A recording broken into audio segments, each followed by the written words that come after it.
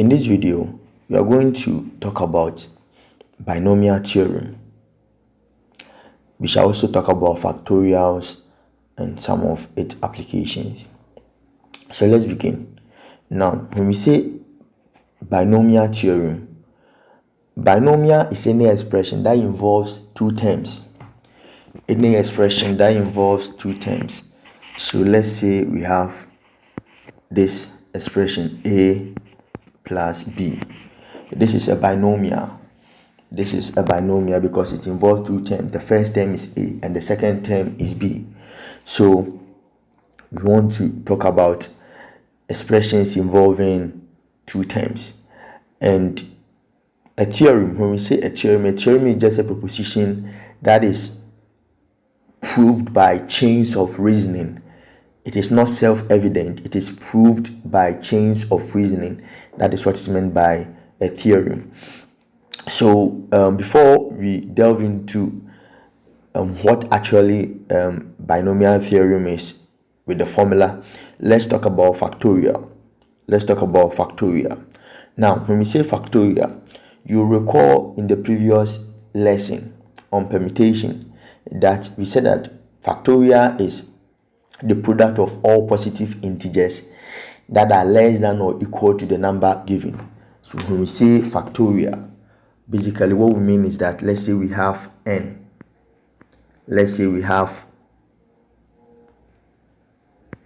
n factorial.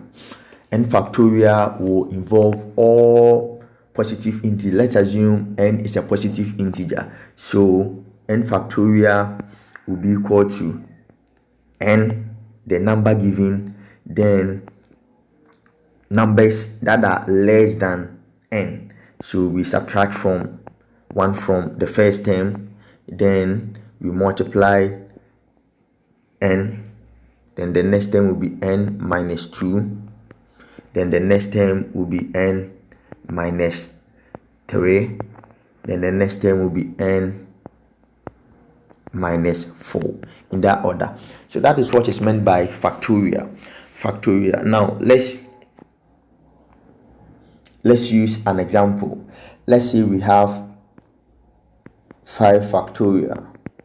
So always it is the number, it should be equal to or less than positive integers, equal to or less than the number, and then the next number is 4, the next number is 3. So you realize that each subsequent number is obtained by subtracting 1 from it. So times 2 times 1 until you get to the last positive integer, which is 1. So that is what is meant by factorial. So let's look at this example.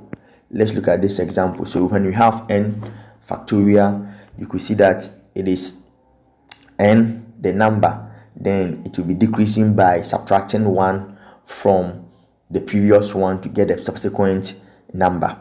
Now 0 factorial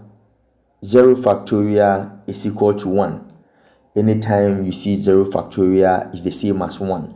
Now why is 0 factorial equal to 1? Let's prove why 0 factorial is 1, though not very important, but you have to get it's good for understanding. So when you have 2, so let's say 3, so 3 factorial will be equal to 2 times 1 and then times 3.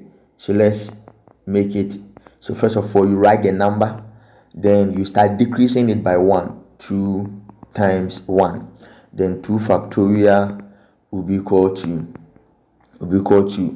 also 2 times 1. So what then will be 1 factorial? So 1 factorial will be equal to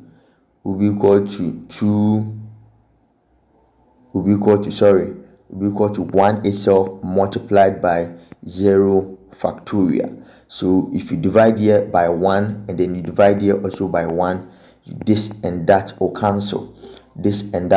So here you realize that 1 factorial over 1 is equal to 0 factorial, and then 1 factorial is the same as 1. So 1 over 1 is equal to 0 factorial. So that's why we have 0 factorial to be equal to 1. So anytime you have this, you know that yes, 0 factorial is 1, and then you should be able to prove why it is the case.